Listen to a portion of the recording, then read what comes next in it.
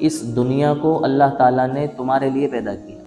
جتنی چیزیں انسان کے علاوہ اس دنیا میں پائی جاتی ہیں، چرند، پرند، درند، مچھلیاں، پہاڑ، کھیتیاں، باغات، سبزیاں، پھل، جانور، چوپائے، جو بھی ہو سکتا ہے، انسان کے علاوہ جتنی چیزیں ہو سکتی ہیں، جتنی چیزوں پر ہم ریسرچ کر سکتے ہیں، جتنی چیزوں کو ہم کاؤنٹ کر سکتے ہیں، وہ تمام کی تمام اللہ تعالیٰ نے کس کے لیے پیدا کی؟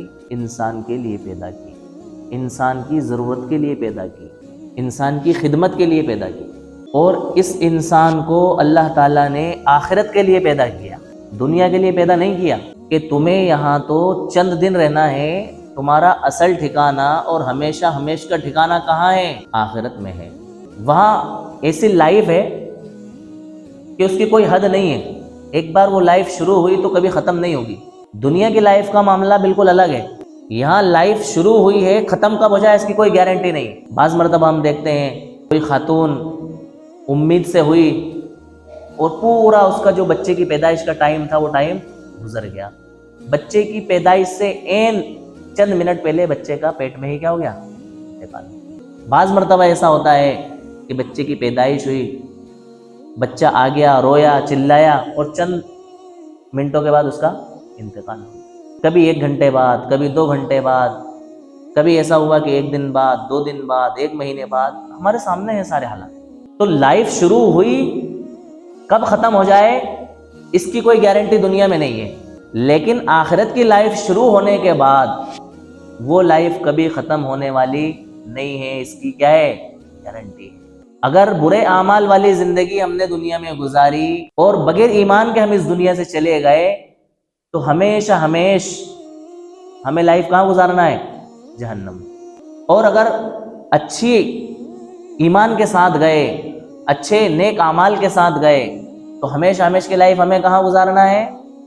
جنت میں۔ بہر صورت آخرت کی زندگی جو ہے وہ کیا ہے؟ ان لمیٹڈ ہے، اس کی کوئی لمٹ نہیں ہے۔ دنیا کی زندگی کی کیا ہے؟ لمٹ ہے۔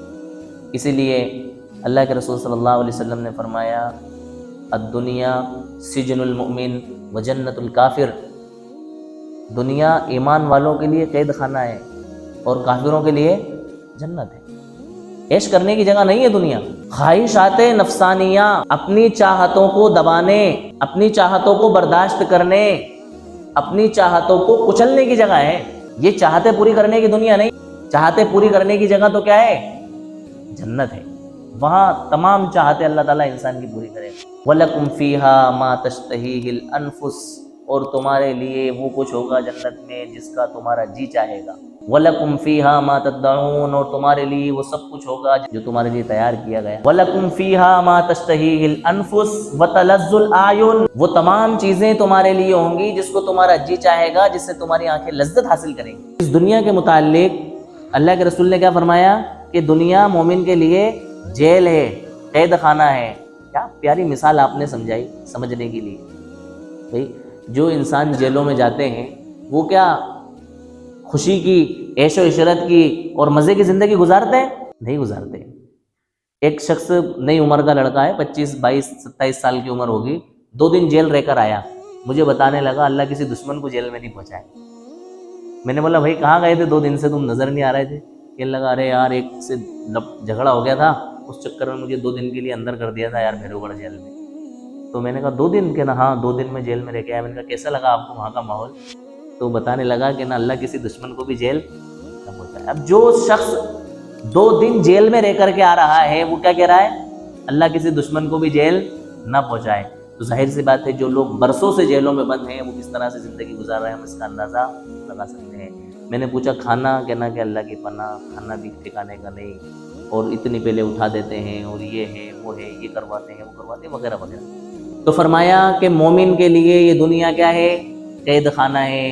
یہاں انسان اپنے ذہن و دماغ سے یہ خیال نکال دے کہ میں اس طرح سے عیش و عشرت کی زندگی گزاروں گا، اس طرح سے آرام اور راحت والی زندگی گزاروں گا، میں یہ کروں گا، میں وہ کروں گا، میں فلاں کروں گا، میں ڈھکا کروں گا۔ نہیں، یہاں انسان اس طرح سے زندگی گزارے کہ میں تو جیل میں اور قید خانے میں ہوں، جو کچھ وقتی طور پر میری ضرورت پوری ہو جاتی ہے اس پوری ضرورت کو پوری کر کے میں اپنی زندگی گزار کے کہاں جاؤں گا؟ میرا آخری ٹھکانہ جو کہ کیا ہے؟ جنت ہے اس میں میں جانے والا ہوں۔ ہم اہل ایمان کا تو مومن ایمان والوں کا تو یہ ہمارا عقیدہ ہے، ایمان ہے اس بات پر کہ ہمیں مرنے کے بعد دوبارہ زندہ ہونا ہے، اور دوبارہ زندہ ہونے کے بعد ہمارا حساب اور کتاب ہونا ہے، پھر ہمارے لیے جنت یا جہنم کا فیصلہ ہونا ہے۔ یہ برحق بات ہے، اس سے انکار نہیں کیا جا سکتا۔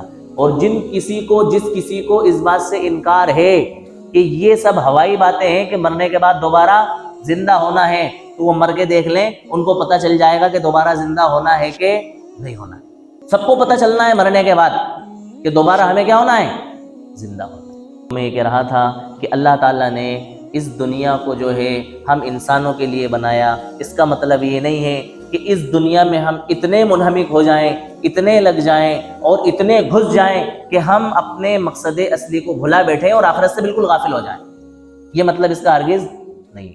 مطلب یہ ہے کہ اس دنیا میں پائی جانے والی چیزیں تمہاری خدمت کے لیے ہیں، بالواسطہ بلا واسطہ یہ چیزیں تمہارے استعمال کی ہیں، ان سے تم فائدہ اٹھاؤ، ان سے فائدہ اٹھا کے جو کچھ تم عیش آرام اور راحت حاصل کر سکتے ہو وہ تمام چیزیں کرو، اور آخرت کی تیاری کرو۔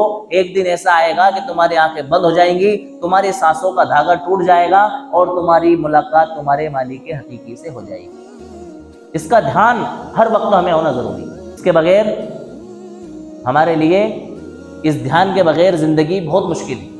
تو اللہ تبارک و تعالیٰ نے ابھی ہمیں موقع دیا ہے، ہمارے پاس وقت ہے، ٹائم ہے، اور ہمارے پاس ایسے لمحات ہیں کہ جن لمحات سے فائدہ اٹھا کر ہم اپنی زندگی میں اپنے لیے آخرت کا ذخیرہ اکٹھا کر سکتے ہیں اور تیار کر سکتے ہیں۔